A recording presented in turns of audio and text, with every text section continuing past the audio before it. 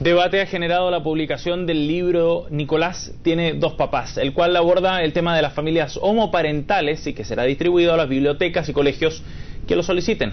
La iniciativa fue elaborada por el Movimiento de Integración y Liberación Homosexual con el patrocinio de la Junji, el Colegio de Educadores de Párvulo y la DIVAM. Queremos conversar sobre este texto y para eso nos acompaña el sociólogo y también académico de la Universidad Andrés Bello, Mauro Basaure. Mauro, gracias por acompañarnos. Bienvenido, buenos días. Gracias. Se polariza de inmediato. Estos temas parece ser que generan, ¿no?, polos de inmediato. Por un lado, gente felicitándolo, veíamos algunas educadoras que les parece lindo, respetuoso, útil.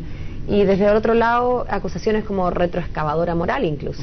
Sí, la escuché ya, sí. Se polariza y se ha polarizado ya en varios otros países, no es, como es de costumbre, nada nuevo. Sí, el caso ha llevado verdaderas controversias culturales en otros lugares y yo espero que sea lo mismo acá. Y de hecho veo lo positivo de eso también, digamos. ¿Por qué? ¿No? Porque es... yo creo que una muestra más de que Chile tiene que enfrentarse a determinados temas. Esto viene, digamos, de hecho, a poner una conexión entre la cuestión de la reforma educacional, ya se está viendo en la discusión que hacia allá un poco apunta la discusión, y por otro lado los temas valóricos, ¿no?, que tienen que ver con toda la cuestión jurídica en torno al ABP, el matrimonio igualitario, ¿sí? Esto casi como una arista, digamos, dentro de todo este contexto de discusión, o sea, casi cae muy preciso, digamos, ¿no? Mauro, pero ¿por qué pareciera ser que algunos sectores de la sociedad perciben este tipo de cosas como una amenaza? Sí, cabe preguntárselo, de hecho, porque según mi opinión, este libro en realidad, como varios otros libros que ya existen en la biblioteca de Santiago, por ejemplo, ¿no?, es un libro que tiene varios antecedentes. Ya, de hecho, en la biblioteca de mi hija yo encuentro ahí un libro sobre una pareja de pingüinos homosexuales que encuentra un huevo, sí, que se llama Cebollín y Pimentón, ¿sí?, y que es un poco lo mismo con dos animalitos, ¿no? O sea, Nicolás tiene dos papás, en realidad tiene antecedentes, y tiene otros antecedentes que yo creo que son el tipo de género de libro a los cuales pertenece. Libros que enseñan contra la xenofobia, contra el racismo, contra el machismo, contra la desigualdad de género, los estereotipos, los clichés. Son tipos de libros que lamentablemente están demasiado guardados en las bibliotecas y demasiado poco integrados al sistema educacional, yo creo. Ahora, ¿es conveniente que se aborden estos temas a esa edad, por ejemplo? Ayer lo planteaba Jimeno Sandón como que este era un debate de adultos, en definitiva, que no debía aterrizarse todavía a esa temprana edad. Está en la escuela básica, está en el liceo, sin duda en la universidad. Está también en la vida cotidiana de los niños, o sea, no hay que abstraer de eso. De hecho, hay sin duda experiencias de estos niños frente a compañeros de curso cuyos padres efectivamente son homosexuales, digamos. Y es decir, ¿por qué plantearse la pregunta del daño frente a algo que en realidad es, no sé si cotidiano, pero sí no es algo extraño completamente en la experiencia del niño, digamos? Y ese niño tiene las capacidades de preguntarse. Mi opinión es que mientras más rápido los niños entiendan un poco la diversidad y complejidad de este mundo, del compañero, ¿sí?, de los papás que a veces vienen al día de la mamá, en realidad son dos papás, o al día del papá y en realidad son dos mamás. Esa experiencia, digamos, ¿no?, que ayuda al niño también a entender la normalidad de la familia diversa. Sí, yo creo que ese es el gran tema, y la pregunta es por qué tener miedo a enfrentar esa situación que en realidad es real, acompañándolo de libros y de este caso de cuentos que le hablan de eso y que además le permiten al niño tener una referencia positiva en una historia linda, digamos. Quizás, ¿no?, Mauro, la pregunta es qué es lo que debe pasarle antes al niño, la experiencia o el libro. Se lo pregunto porque en lo concreto, usted lo decía recién, no aparece como algo cotidiano, pero yo me pregunto si es que es algo que a la mayoría de los niños todavía no les es algo extraño. Yo, por ejemplo, no sé cuántos niños conocen o se enfrentan con cierta regularidad a lo que usted describe como el Día del Padre con dos papás o el Día de la Madre con... No sé cuántos son. Yo no me atrevería a hablar en el terreno directamente de la pedagogía, digamos, porque no es mi ámbito, si la pregunta antes o después, sí. Yo creo que eso mismo es terreno de debate, y eso mismo, de hecho, nos muestra lo poco preparado que estamos como cultura, como familia, pero también los propios educadores para tratar el tema.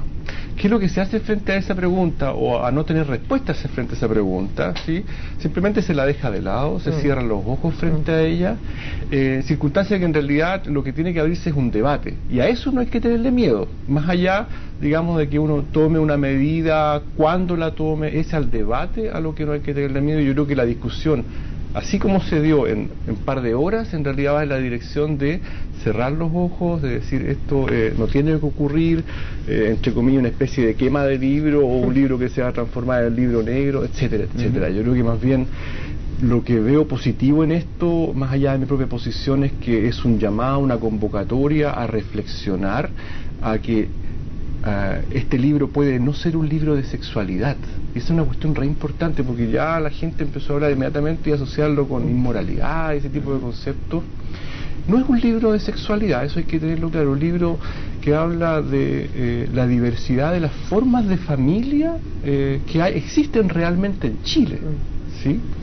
Hoy día, de hecho, lo que yo temo, digamos, es que los niños se enfrentan con libros de texto, con cuentos que le hablan de un tipo de familia con la cual en realidad tienen dificultades de identificarse, porque le hablan de los papá, la mamá y los dos niños en circunstancias que yo tengo solamente una mamá. Claro. Mi mamá está sola, o un papá está solo, o yo vivo con mi abuelita. O tengo papás, hermanos de distintas madres o padres. Sin duda, claro. Ese tipo de fenómenos. O sea, la pregunta yo la pondría de otro lado, hasta qué punto los libros que tenemos hoy día, que de hecho, y las historias que nos estamos contando hoy día, que son algunas del siglo XIX, los hermanos Grimm, etcétera, están bastante pasadas de moda respecto a lo que está ocurriendo hoy día en nuestras familias, sí, y además están transmitiendo una serie de estereotipos y de ideologías. Yo más bien pondría el acento en esa ideología que se está transmitiendo hoy día, que, por ejemplo, despotencia a las mujeres transmitiendo una idea de desigualdad de género. Absolutamente, claro, mujeres que son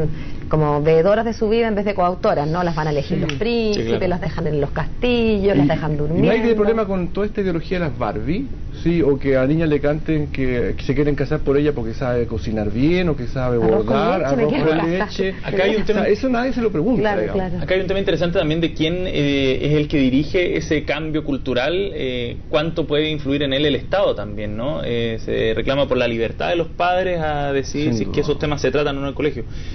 ¿Cuánto puede efectivamente meterse el Estado en estas cosas, por ejemplo, a través de la educación? Esa es una gran pregunta. En realidad el libro, yo les decía, tiene antecedentes de la biblioteca. Si el libro no hubiera pasado por la Junji, este debate no se hubiera dado. Claro. Eso está claro, digamos. Se da solamente porque está involucrada la Junji, es decir, está involucrada el Estado. Nuevamente yo lo plantearía de la siguiente manera. Si nosotros dejamos exclusivamente la reproducción cultural de valores tan importantes como la tolerancia, la no discriminación, a la familia, y respetamos únicamente el derecho de la familia a educar en sus propios valores a los niños, o a buscar el colegio o la escuela con el proyecto educativo que le coincide exactamente, ¿sí? Cuando guetificamos, ¿sí?, la reproducción de valores, la pregunta que hay que hacerse es dónde estamos dejando aquella tarea, que es una tarea pública, ¿sí?, por llevar adelante, promover valores como la tolerancia y la discriminación. Ese espacio queda completamente vacío hoy día, y mi opinión es que el Estado sí tiene una tarea, porque no es un proyecto ideológico cuando yo estoy promoviendo estos valores, ¿sí? Más bien lo que estoy tratando es de evitar cuestiones como la homofobia, el bullying que se produce cuando un niño llega o cuando sus compañeros se enteran de que en vez de tener una mamá y un papá, tiene o es adoptado simplemente, por ejemplo. ¿Sí? A eso está abocada esta política. Yo creo que está, siempre y cuando pase también por la discusión de los papás, no los deje afuera. Mauro, muchas gracias por acompañarnos hoy día. Buen día. Gracias a ustedes. Chao, muy bien. Chao. Chao.